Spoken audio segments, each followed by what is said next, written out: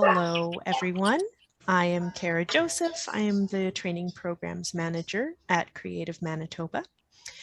Creative Manitoba is an organization that strengthens, represents, and connects Manitoba's arts and creative industries.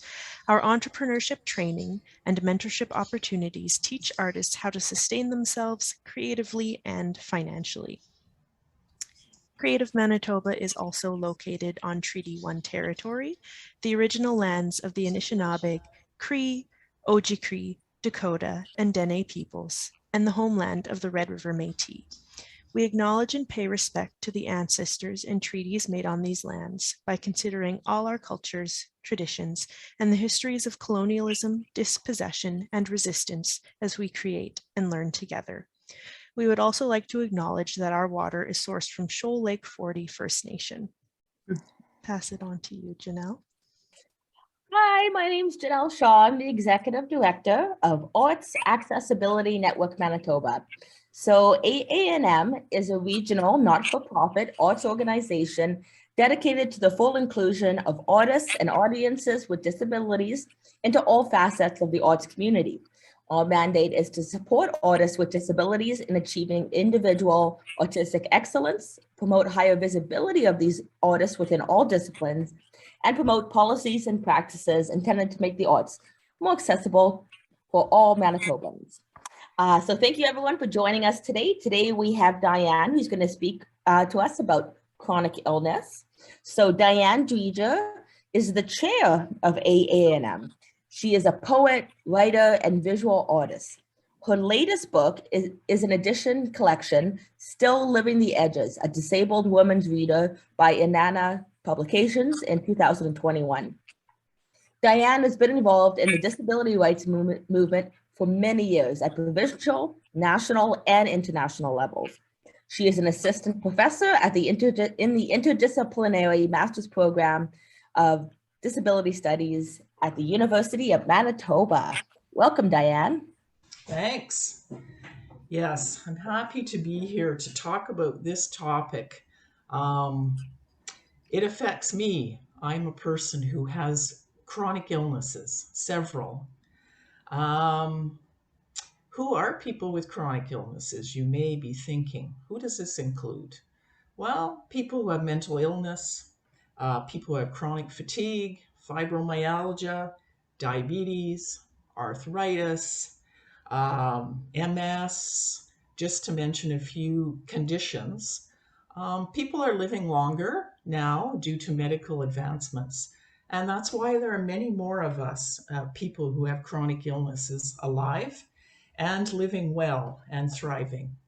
And we have chosen to ally ourselves with other disabled people who have physical and mental disabilities, that you may be more familiar with wheelchair users and people who are blind and who are deaf. But people with chronic illness, we are coming up the side. We have our numbers growing, and we are joining the movement because together all of us are more powerful, of course. And we have been involved in the disability rights movement and now in the disability arts and culture movement. And as an artist and a writer with chronic illnesses, I have fibromyalgia. I've had that 30 years this year. And I have asthma, and I'm also a breast cancer survivor.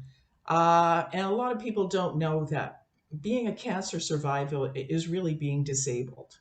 And this is one of the things that I have discovered, many side effects from treatment that the medical profession doesn't tell you. They just want to save your life, and that's great. I'm happy. But there are disabling factors there as well. In my own journey as a person who has chronic illness, I started looking at artists from the past, very famous artists that we all recognize, people like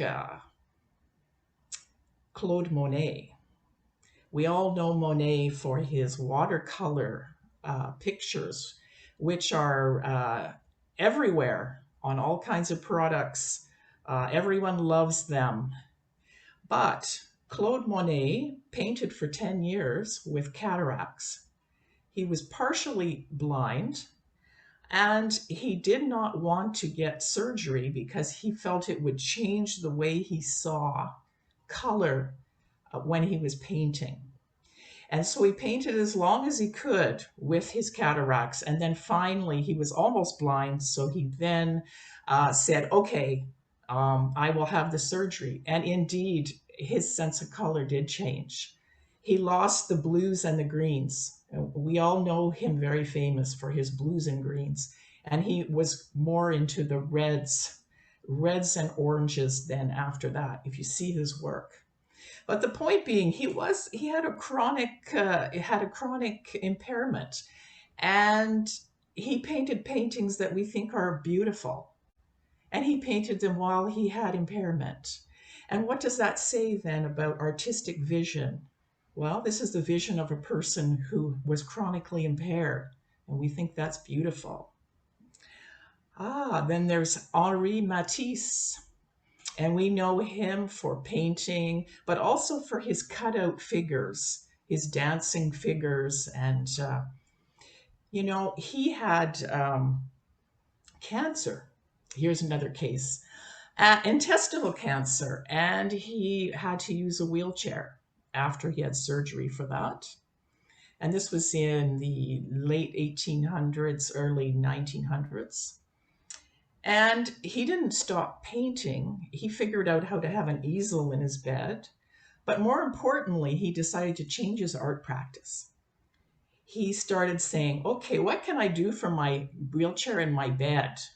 And there are lots of photos of him in bed with his scissors, cutting out these cutouts to make these cutout pictures.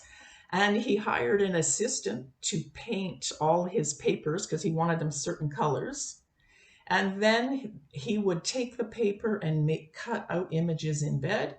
Then he had a long stick and he had a blank wall where he would position them.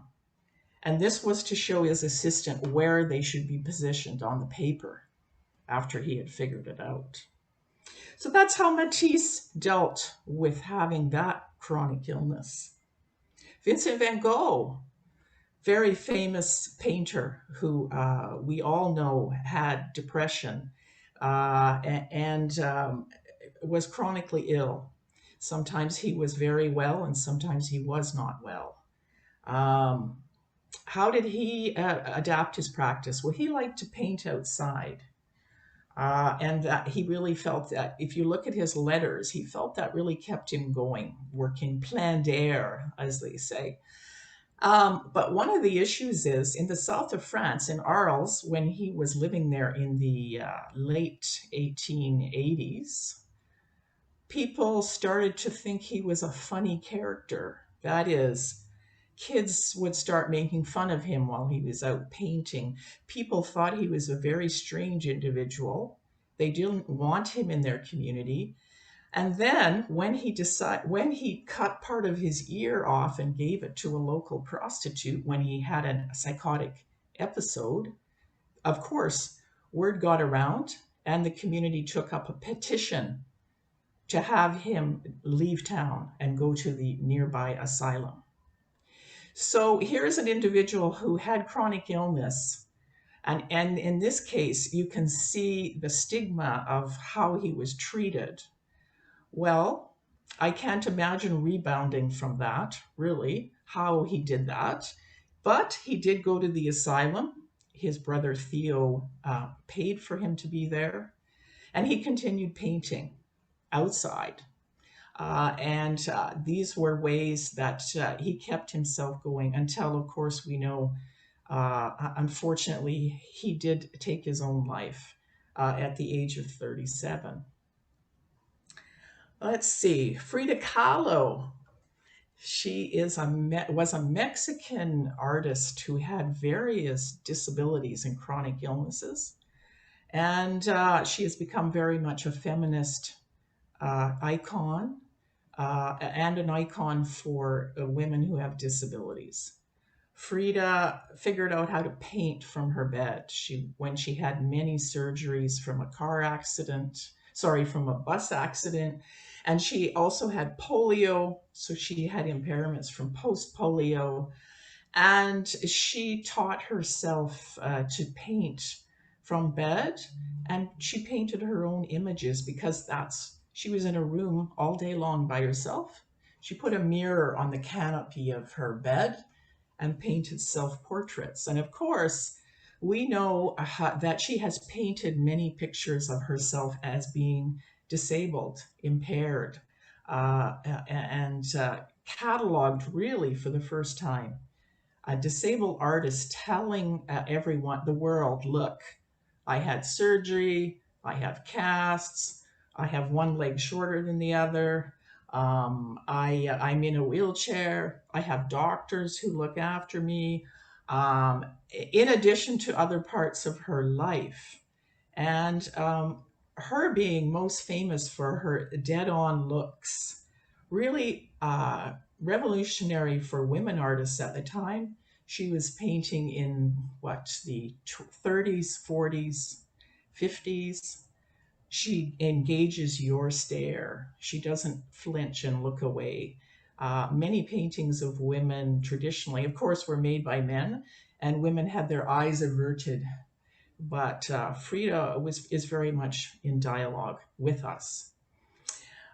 Maud Lewis. Now, Maud Lewis was a painter, folk art painter from Nova Scotia. She worked in the 50s, 60s, died in 1970 here in Canada. She was disabled due to rheumatoid arthritis that got progressively worse. And she painted the folk art, animals, flowers, the countryside of Nova Scotia. And she set up a little stand next to her house, next to the highway, and would sell these paintings for $5 in the 1960s. Recently, one of her paintings came up for sale. I believe it was it $250,000. So Maud price is going up. But how did she paint? Well, she was very poor, she and her husband. She used house paint. She used boards. She used anything she could find. And she held the brush in both hands due to her arthritis. And she would often paint all day long, finding great joy in that.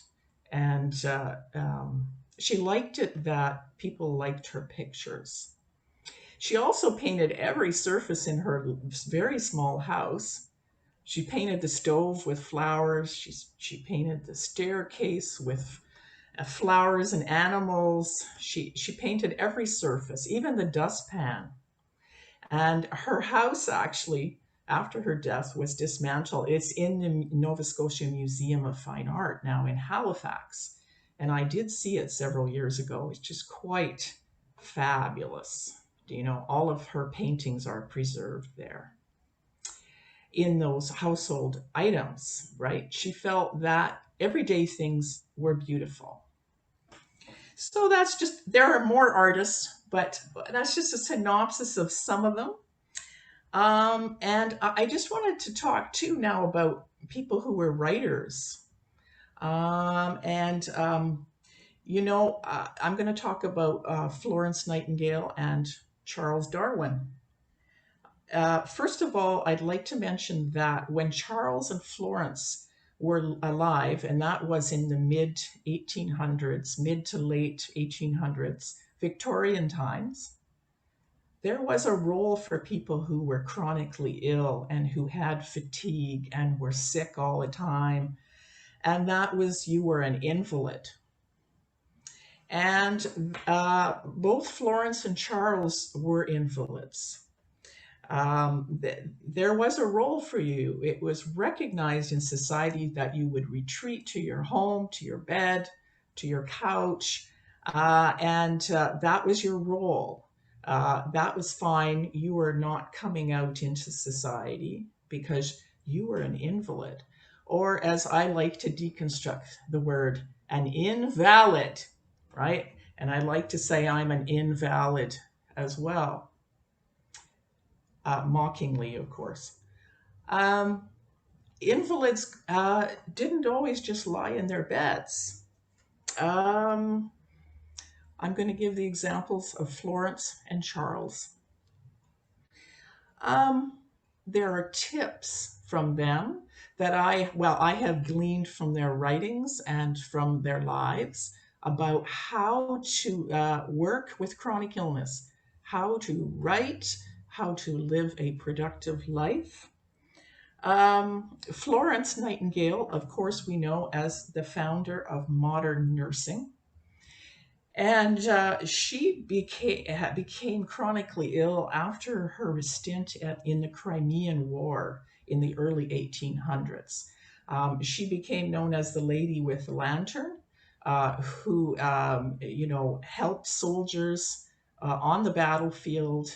Um, and then when she returned from that war, she had a fever, and she had a fever that persisted and persisted. No one really knew what it was at the time. She was fatigued, like many of us are with our chronic illnesses. She was in pain. She was not able to go out and do the same things anymore. So she became an invalid and retreated to her home and wrote many books about nursing, particularly the seminal work, her first work, Notes on Nursing, which I also have read and is just brilliant for anyone who has a chronic illness. There's lots of tips in there, which I will get to. And she organized the School of Nursing in London from her bed. She also wrote many books. And Charles Darwin, of course, we know him well. He is the survival of the fittest person. And ironically, Charles Darwin had chronic illness for most of his life, 40 years. So my thing is, who is really the fittest? And Charles himself was not a robust fellow. So I find this very ironic. Charles, too, worked at home, became an invalid,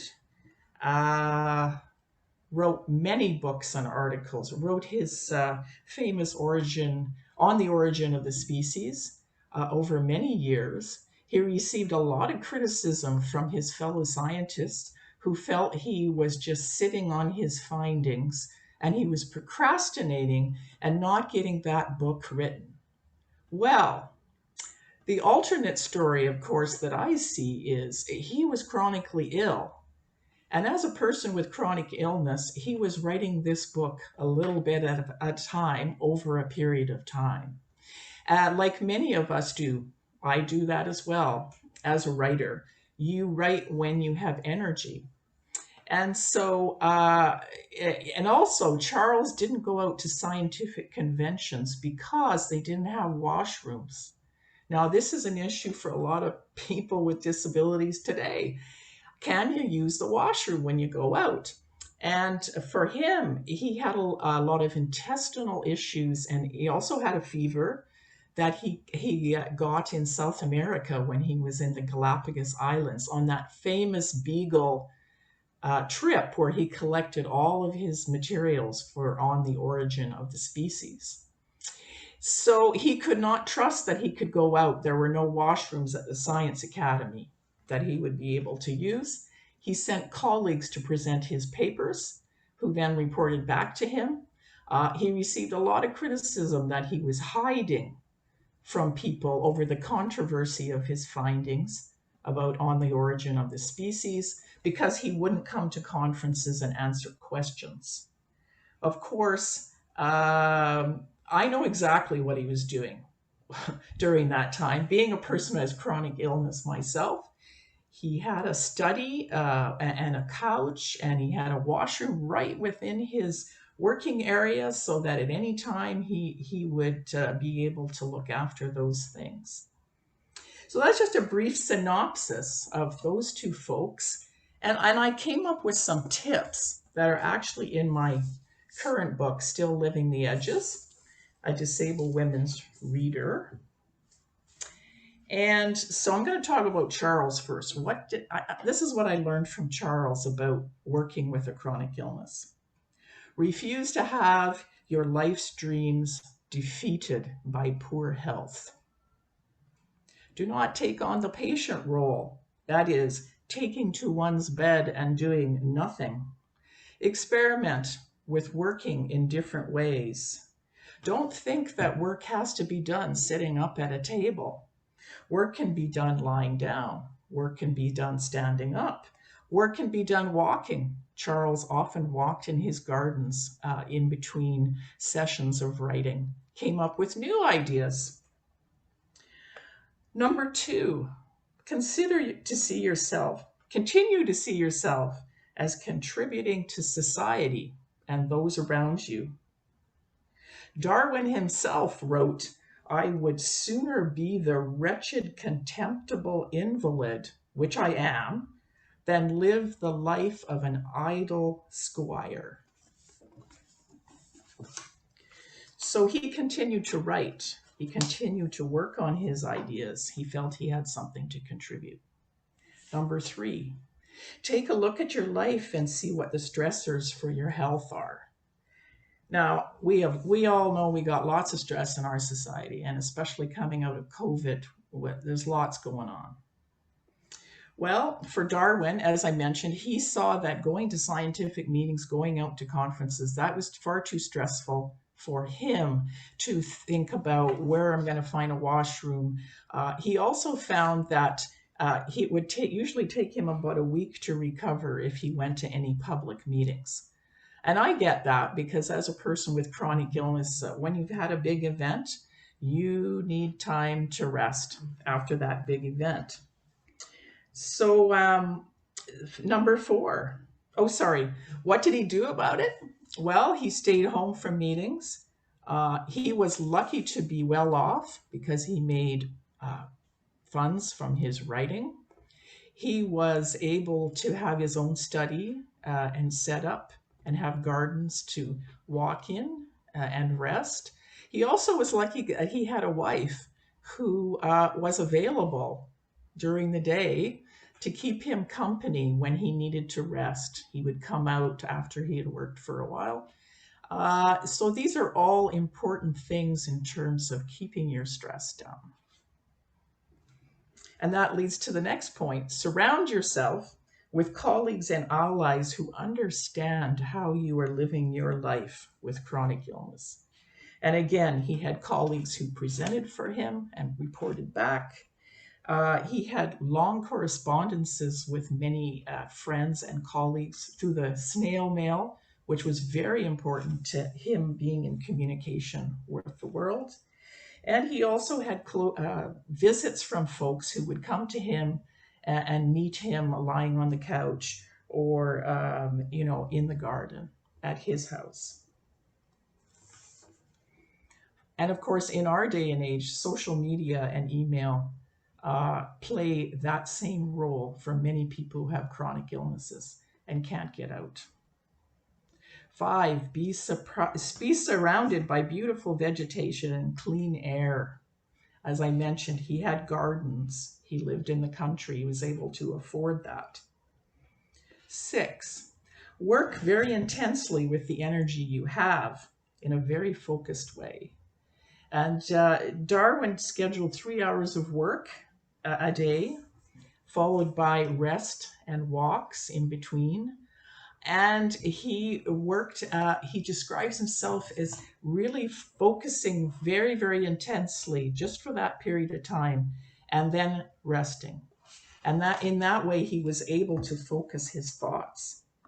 And that really resonates with me because that's something that I do as well. Florence. She declared herself an invalid publicly. Once she realized she wouldn't be cured, she said, "Okay, I'm an invalid, I'm staying at home. And I'm conducting all my business from either my couch or my bed." And she had many people come for meetings with her when she, for instance, was organizing the nursing school. They would come and all be around her bed and they would discuss what folks should do next in the community. I mean, she was not going out to do it, but she was delegating. And she held court, really, right, with all of her colleagues. Um, Another tip from Florence: work at your own pace in your own space. And this is where she decided that she would write a lot of letters to politicians and change makers instead of going out and representing herself there. She wrote members of parliament. She hired staff and also supervised staff at the nursing school, all through correspondence at her bed. 4, hire people to cook and clean for you. And of course, she was in a privileged position. Again, she was well off, actually, because there was a foundation founded in her name to support her work, the Florence Nightingale Foundation. Her supporters pooled money. And so she was able then to have a housekeeper, a cook. She was able to take care of her physical needs in that way and not waste energy. And for many of us who have chronic illness, we don't have much energy to start with. So she could put all her energy into her work. So a lot of these things resonate with me too. I do a lot of the same things that Florence and Charles do. I do that heavy concentration for several hours a day and take a break, take a walk, take a rest. I lie on the couch and I write, or I talk on the phone, or I do a lot of lying down and just thinking, which also Charles and Florence did. I've come up with ideas. I start writing in my head. I compose in my head ahead of time so I don't have to sit at a computer because it's my worst position. And so I store up text. And in the same way, also store up visual images of things I would like to paint and sculpt. And then when I feel I'm ready and have the energy to put those down on paper or to paint or sculpt, then I do it, and I do it very quickly, just like Charles would do it, very intensely. But of course, there has been preparation, right? So I do not need to sit at a computer for 8 hours a day and work. Let's see. Oh, I always have a place to rest. I always have my couch and my bed. My bed is my favorite place, actually.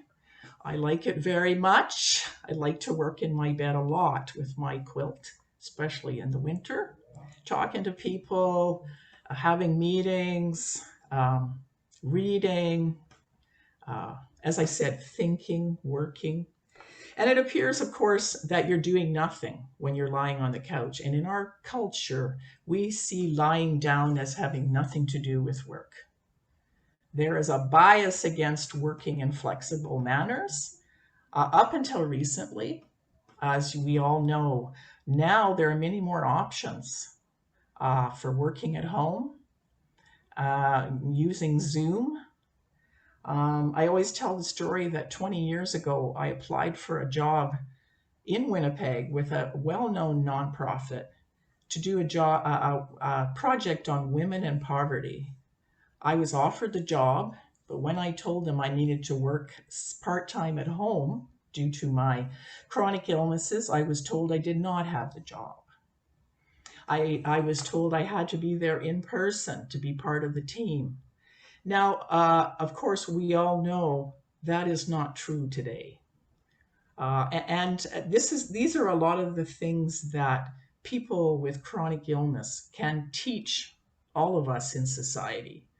We are much more productive at home. That's what a lot of non-chronically ill people are finding out.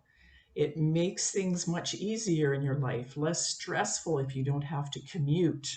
And commutes are really hard for people with chronic illness, especially in the wintertime in Winnipeg at minus 35, right? And for a lot of people with chronic illness, the weather exacerbates their conditions and makes them feel worse, more pain, more fatigue, less energy. And so it helps a great deal to have flexibility towards work. So how can we in the arts community, everyone, accommodate people who have chronic illness better? First of all, a lot of these are from my experience and from what I've heard. I go to a lot of theater, a lot of readings, a lot of concerts. I've been to all the arts venues in town. What are some of the issues? There aren't enough places to sit down. That's the first big thing. When you go into the lobbies of many theaters, art galleries, there are very few seats. And there's always a struggle for those who need those seats to get those seats. We have a lot of people who are elderly, people who have chronic illness, who need to rest, who are getting tired just waiting in the lobby, standing up to be let into the theater. Or on the break, they're wasting energy because they can't get a seat. Now, this is something that has improved over the last, I'd say, 5 years, as I think that facilities are starting to realize that they need more places to rest. But there still aren't enough.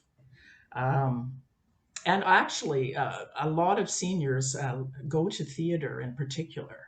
And so theaters really need a lot more places to sit. Because a lot of seniors have chronic illnesses, fatigue, pain, mobility disabilities. That's one thing. Second thing is, what kind of smells do you have in your facility, your gallery, your theater? There's one theater in a town I can't go to anymore because it has mold and it smells of mold. And I can't go to any shows there because after I've been there, it takes me, I'm sick for 3 days with nausea and pain, and it's from that mold, right? And a lot of people also have issues with scents, right? We hear about don't wear perfume when you go to the theater. Of course, everything's non-smoking. Those things are all good. And a lot of facilities are doing the no scents now, but we need to monitor the mold situation, especially in some of our older buildings. Let's see. Chairs, seating.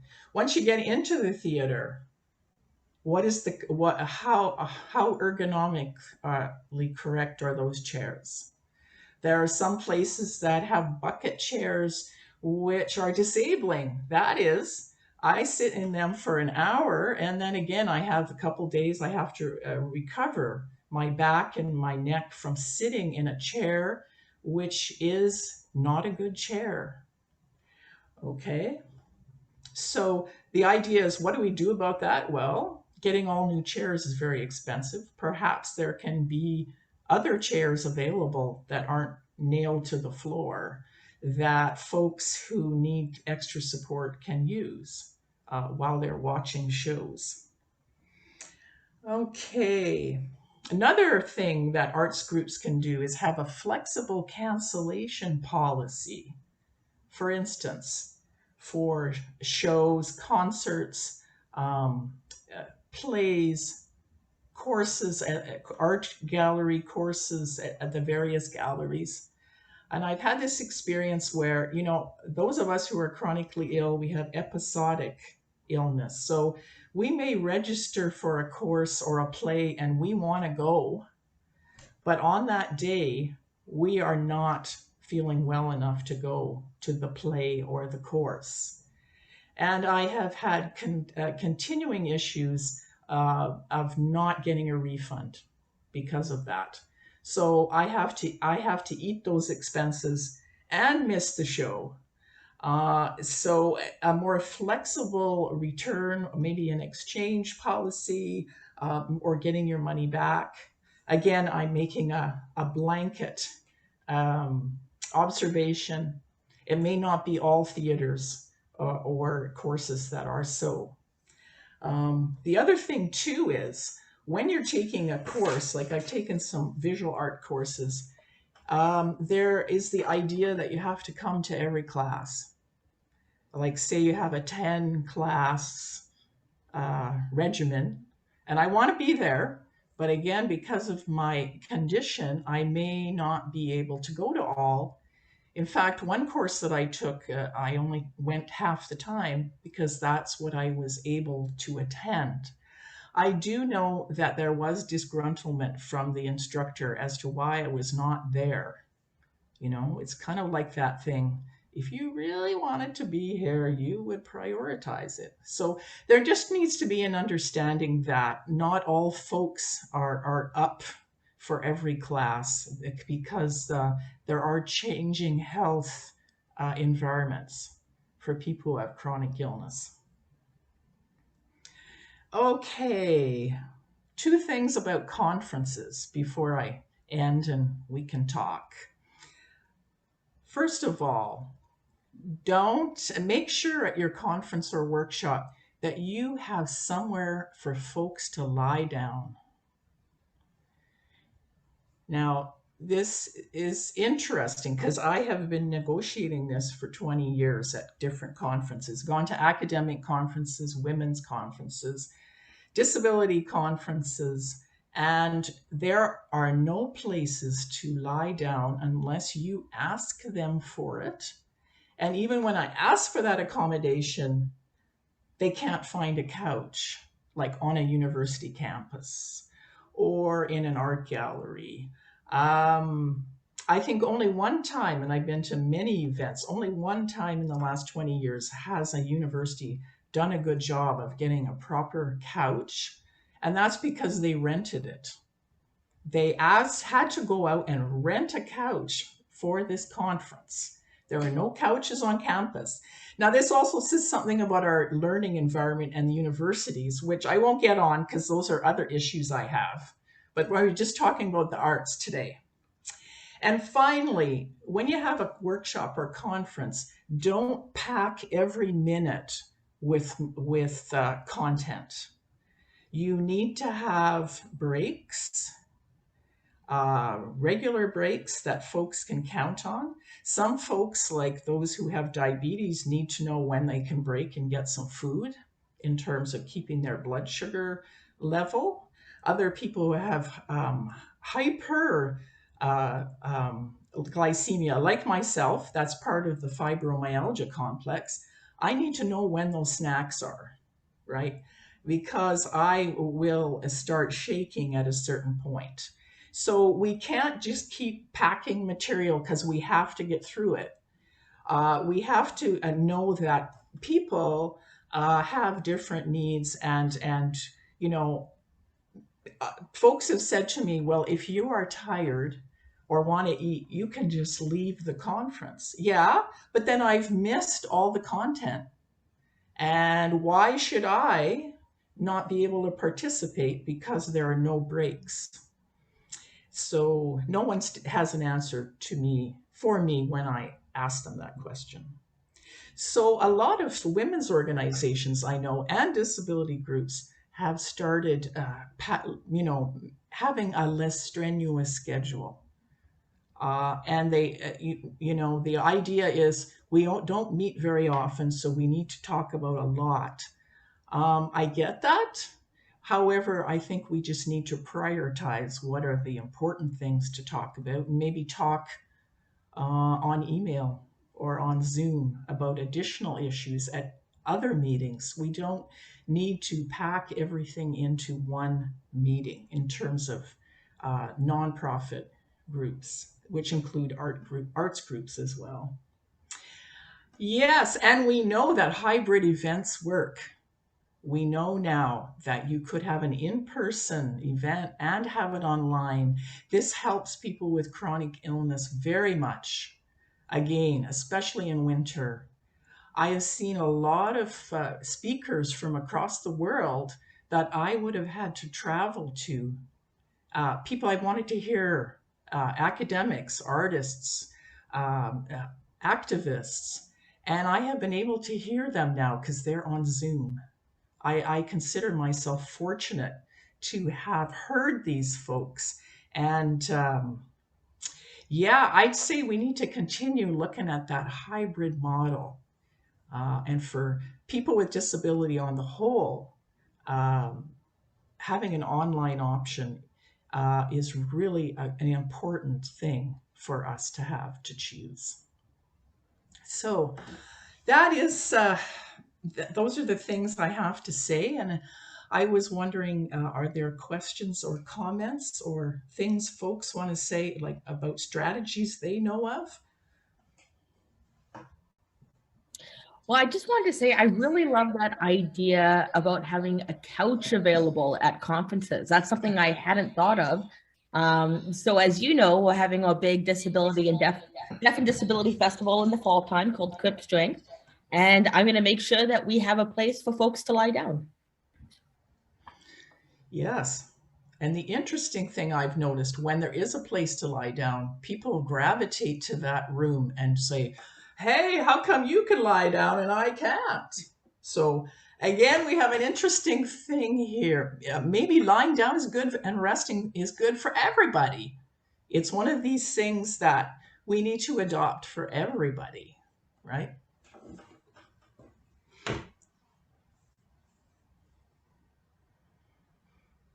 Anything else? Comments, questions? Does this resonate with folks who are here? What are your experiences of not being accommodated or being accommodated?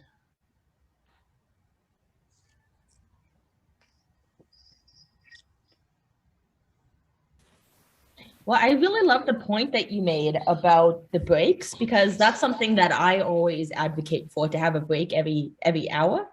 And I hear the same thing often. Oh, well, you know, if folks want to take a break, they can take a break whenever. And, you know, I'm always saying, no, because if that one person takes a break, then they're not participating and that's not accessible. And, you know, we all need a break. Nobody, when we have breaks set in, nobody says, oh man, I wish we didn't have that break. Nobody ever says that. So it's useful for everyone. Yes, and I mean, and that's the concept of universal design, right? Something that's good for people with disabilities is good for everyone. Our ramps, not building so many stairs, not having smelly theaters that make you sick, not, you know, there are many things that benefit everyone. Having couches, having breaks. Yeah. And the question is, who is that normal person that things are being geared towards? What is normal? What's in our head about who is the normal person? I love what you've been sharing, and it's a lot to think about. I don't know, am I speaking over somebody else? Is that okay? Go ahead. You're good. Okay. I love what you've been saying. It's giving me a lot to think about. It's some really good examples in there of famous artists and writers. And I especially love breaking down the word invalid. And I feel a bit of like kind of pull in my heart to reclaim that word in some ways. And it's like, as a good, not a good thing, I shouldn't say that, but just as reclaiming, it's like, as I have already with the word disabled, it's like, yeah, I have disability. It's like, I've taken that word, I'm owning it. This is my life. This is what it looks like, and not being in shame about that anymore. So I liked how you spoke about that. I think what's kind of rattling around in my head right now is I've encountered the kind of thought behind people saying, well, prove to me that you deserve the special treatment. As somebody with invisible disability, I have, right now, I've had 3 kidney transplants, and I'm affected by that, but I don't necessarily, I basically can pass off as quote unquote normal, whatever that may be. And when I've been at conferences and asked for special accommodation, it's been, well, why should we? You look fine. And the assumption behind that is act fine. So I'm just wondering if you could speak to that at all, about invisibility and having to prove quote unquote disability. Oh, for sure. I've been gaslighted many times over 30 years around this issue in my workplace, in school settings, in art settings, conference settings, family settings. Yes. Yes, often it's your family who doesn't understand what's going on. It took a while for my family to understand it, quite a few years. But I started giving them things that I wrote about this, including Florence and Charles, right? My chapter about Florence and Charles to help people understand more about this. But we have an issue around invisibility. If we can't see something, we don't believe it as humans. Why that is, I don't know. And if anyone knows the answer and or figures it out one day, let me know. Because people do not want to believe people when they say that they have a need, Yep.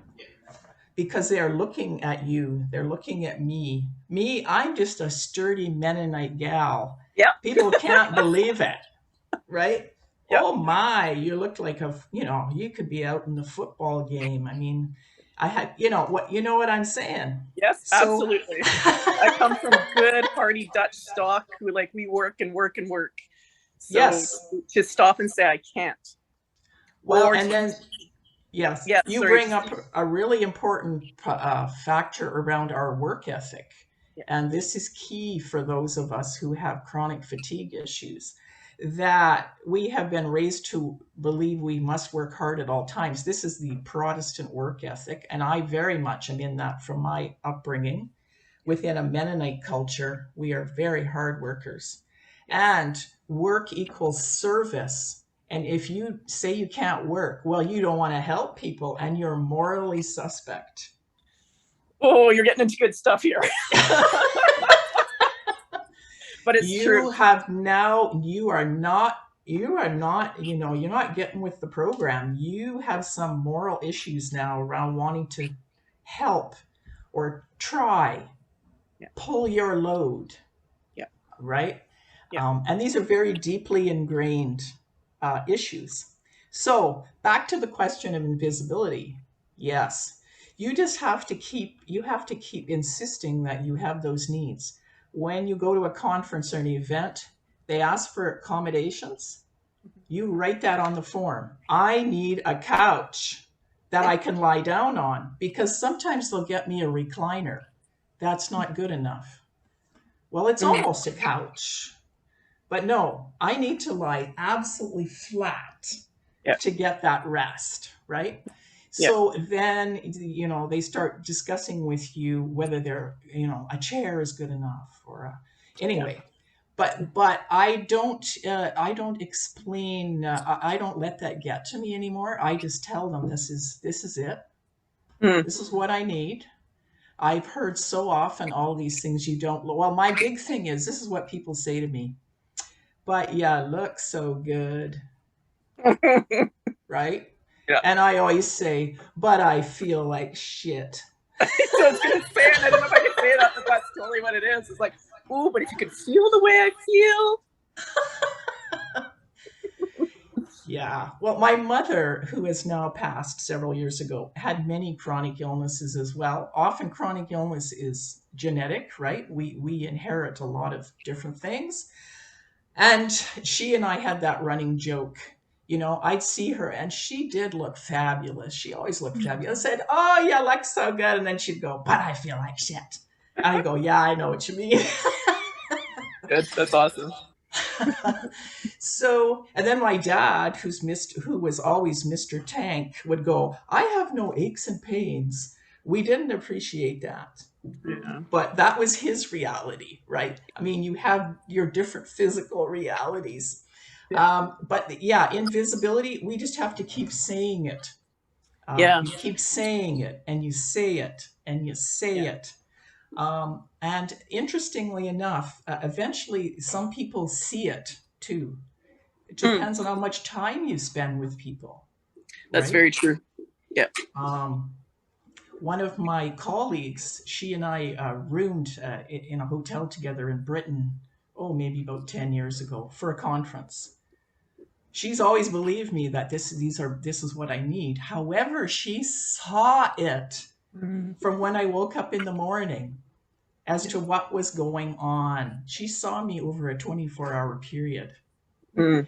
And she said to me after that, oh my, I totally get it now. Not that I didn't believe you, but she goes, you have this switch that turns on at 11 a.m. I said, you got it. All of a sudden it just goes boom and bing, you're there. Totally. So people will learn over time, depending on how much, and you have to keep saying what your needs are. Yeah. Eventually, if they want to be with me, I've had people tell me off for saying I can't go to things we planned. This is part of knowing me. If I can't go because I'm not well, well, you can't be my friend anymore if you get mad and tell me I'm not a good friend. You just can't be. Yeah. If you want to know me, you have to know this is part of me. Yeah. Right? I think for me as well, many of my close friends also have chronic illness. So we have an understanding. There's an understanding there. And that's really important to have that support from people. And that's what I love the most about the disability movement, the many years I spent with people with disabilities, including AANM, and especially AANM right now. We provide each other support, that emotional, but also artistic support. The idea that there is a disability culture, and we have culture. And what are the characteristics of our culture? Well, one is we're very flexible. Yes. And we're very creative, just in our everyday life, just to get around barriers, to negotiate barriers, to get barriers changed. We're very creative people.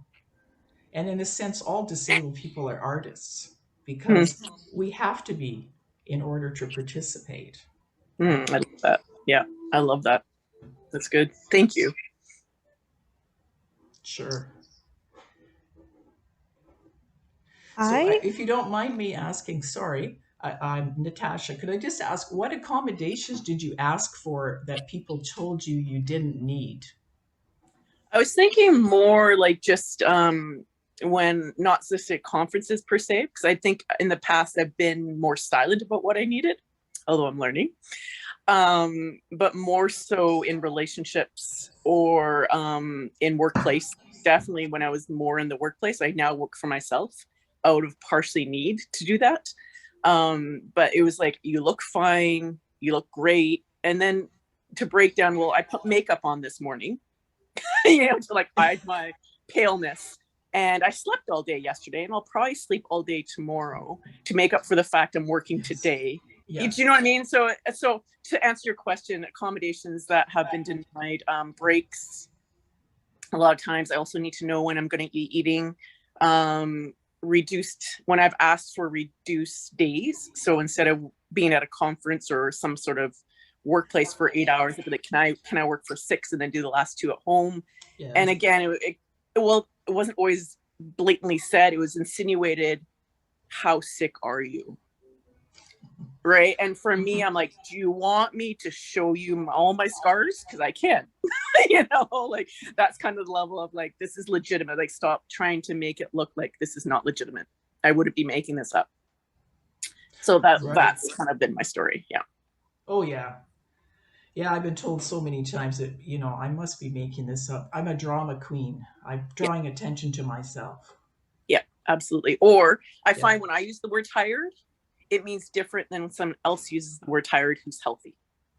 When I say tired, I mean my bones are tired.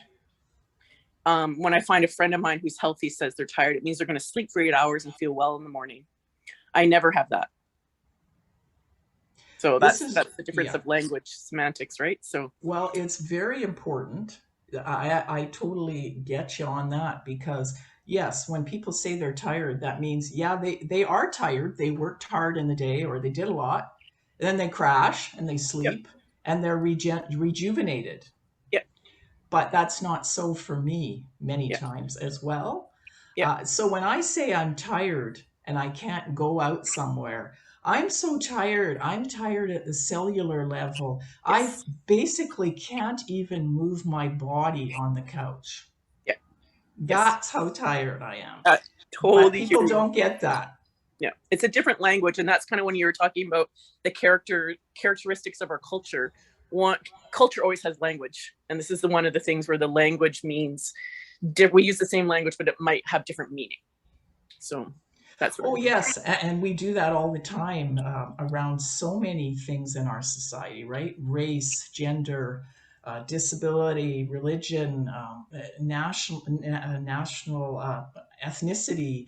We just all have these assumptions about our language where we're all speaking English, Yes, but, you know. nuance.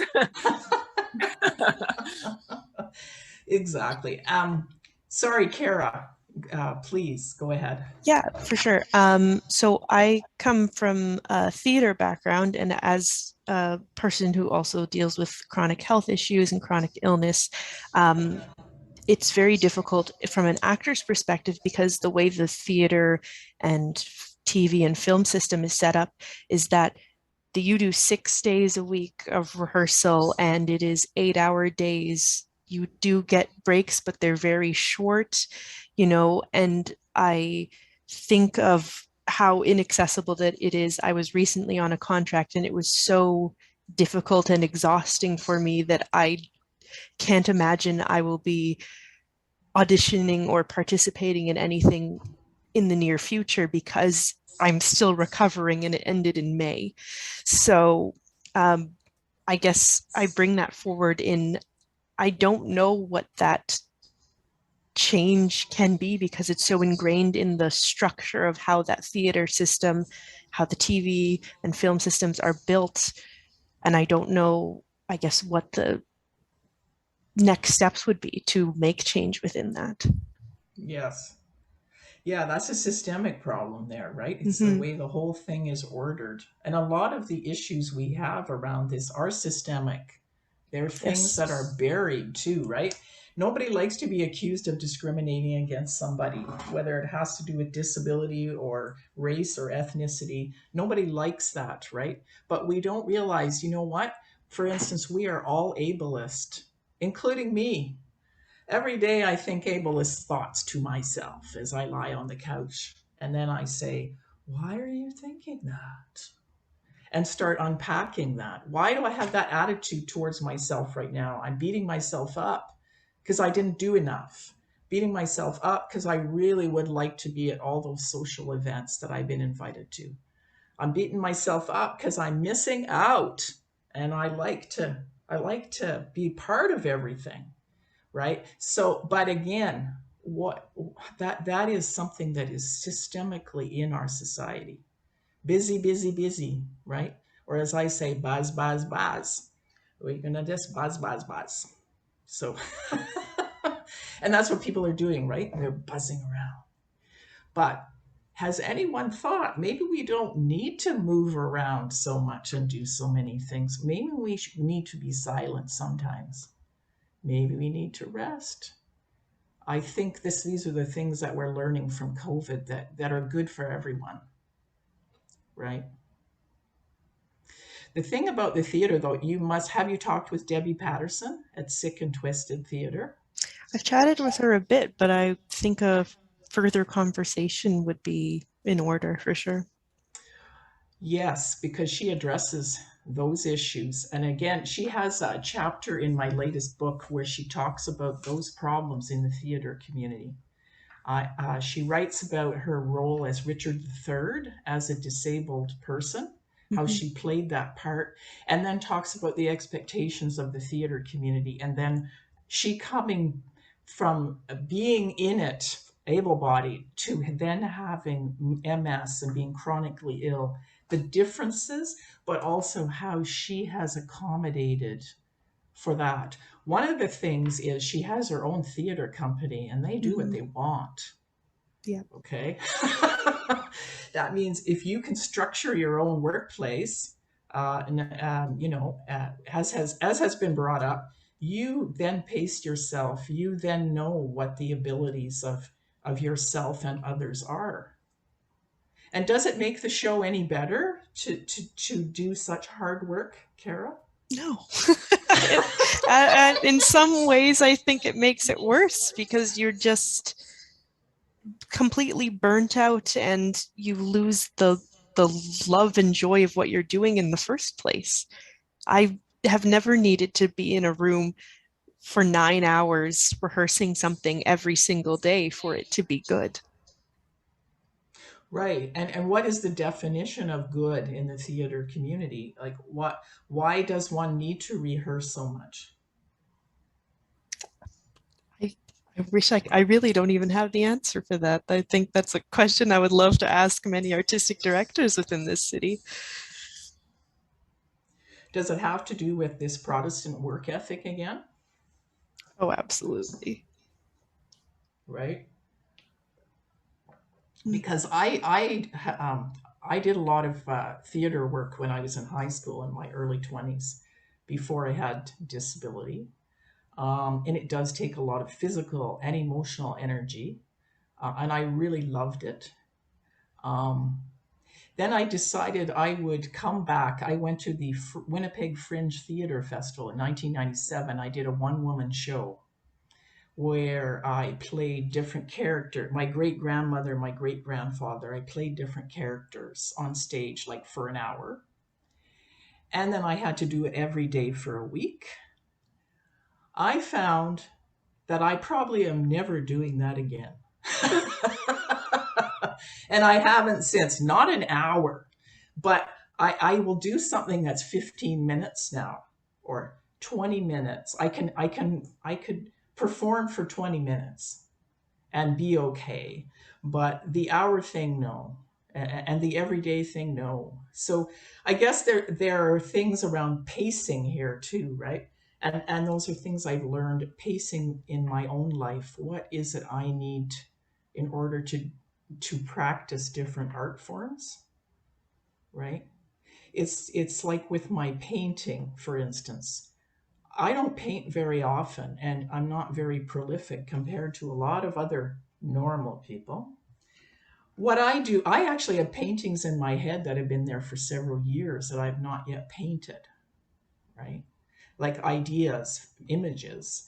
And then all of a sudden one day I do know that I will feel up to painting and I will get up and I will quickly paint all of those things, right? In a fury, like Charles Darwin, we just go, ah! And I did it for a couple hours and now it's done. And then I may not paint for another 6 to 8 months, maybe a year. So I just you learn how you work as well. And you try not to beat yourself up for not having constant productivity, which I find is a real issue for artists as well. I'm not writing enough. I'm not revising enough. I'm not painting enough. I don't have enough books. I don't have enough performances. But I realize I don't even know what enough is. What's enough? And I really relate to your feeling, Kara, that you expend so much energy, you don't even enjoy it then. And I've been in that position and it's no fun. Better to do less and really enjoy it than to try to do everything and not enjoy it. It is my feeling about it. Mm-hmm. Yeah. And I definitely see some shifts and some changes. For example, as a person who loves theater, but I have a hard time sitting through 1.5 to 2 hour shows. I physically can't sit in a seat that long. Yeah. I've been lucky enough to see shows that are an hour long or 45 minutes, or they're taking short intermissions within these shorter shows, and it's allowed me to enjoy theater again. I haven't seen a show in so long because I can't be there. And now for certain companies that are making these changes or trying something new, it's actually become accessible for me. And people who in my life who may not have the same illnesses or disabilities that I do also still very much enjoy the break or the short show because it doesn't take as much time out of their day or something, or it's just enjoyable in that form. And I think that's something to make note of as well. True. And an important thing too is, have you noticed how they're making movies less long now? Like on Netflix, they got a lot Mhm. of, it says 90-minute movies. That's a category when I go in there. And I like that. I Yeah. like 90-minute movies. It's for exactly that reason. You know, maybe you don't need 2 or 3 hours. Maybe you can tell the story in 90 minutes just as well. Yeah. Maybe there's an art form in collapsing a story into something that can be consumed by everyone in less time. Mhm. I'm asking that question. I think it doesn't hurt to try, you know? Yeah. People are doing it. Yes. I think they're doing the hour-and-a-half movies because people have less attention span now, personally, but it benefits a lot of us. So Yeah. I'm who am I to question?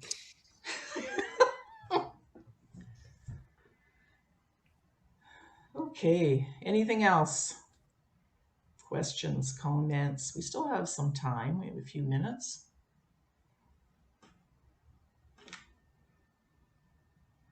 Okay, we We got do have, Michelle. We yeah, we got got a Michelle. comment in the Yeah. chat. Do you want Could me to you? read it out for you? Yes, please. Okay, so Michelle said a few things. So when we were talking about resting and all that, she had mentioned that she definitely understands resting the day before, and for her, she needs a few days after. And that she said it was so nice to meet with folks who understand. And then she said the online option is huge.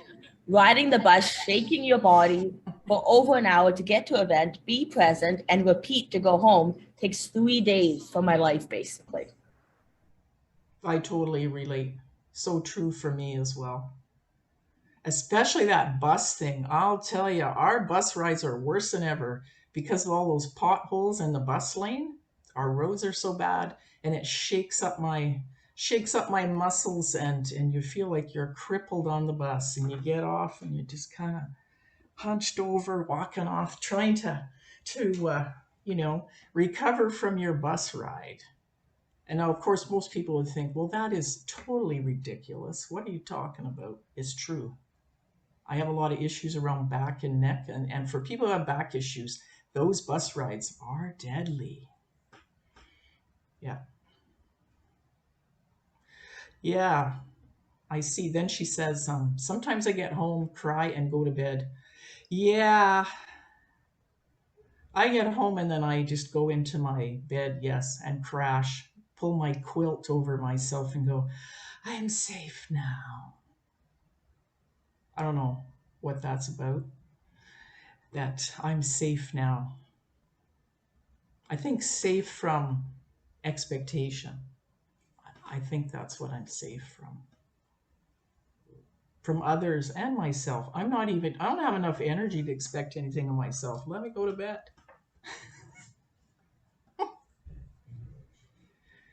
Yeah, it's rough stuff, but our art is a way of expressing a lot of this. I have expressed a lot of this through my writing, uh, personal essay writing, research, poetry, my visual art. I don't always express chronically ill and disabled issues, but I do a lot. And I find it's a way to get a handle on a lot of emotions that are coming up that haven't been unpacked because um, we haven't unpacked them as a society. And so that is what I am constantly doing when I run up against a barrier or discrimination. I sit back and I think, okay, this makes me really mad. Why am I so mad? Then I start thinking, what can be done about this for me, for other people, for society? What's the thing that needs to change so that we can, as all of us, go forward, right? So that's a lot of my writing is just about unpacking that. You know, I discovered the artists with disabilities. I wrote about that. Discovered Florence and Charles, wrote about that. I've been riffing on different disability words for the last year in my current book of poetry that I'm finishing. And actually, one of my poems is in my latest book, and it's called Invalid. Again, Natasha, to go back to that. Yes, I did thinking about that. Let's see here. I'll just read it shortly. Sorry, interpreters. That it's really short. Let's see. Okay. Invalid. Invalid. Invalidation. Increase. Intrepid. Invite. Into my world.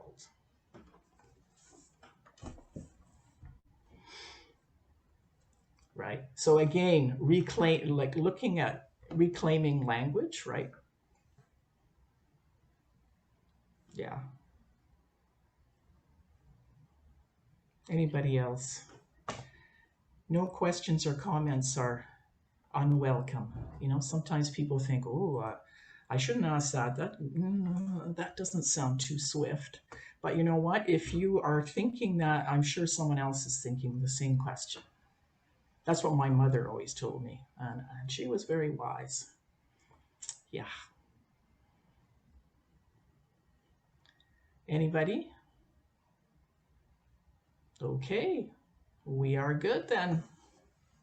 So Well, this is going to be online, right, Janelle? Yes, it's going to be on Creative Manitoba's YouTube. It'll be on AANM's YouTube. And thank you so much, Diane, for joining us. This was such an interesting talk.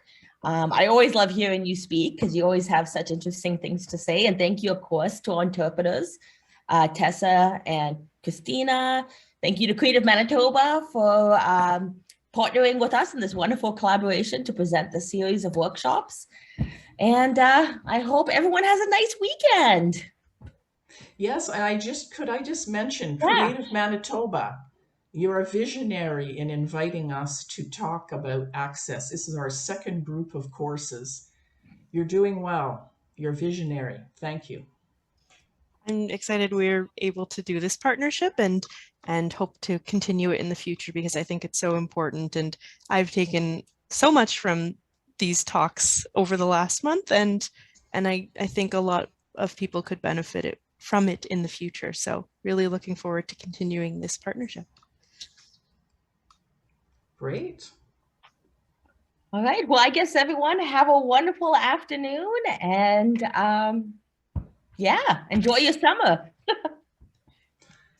Have a good afternoon, folks. Enjoy the sun. Bye, everybody. Bye-bye. Bye-bye. Bye.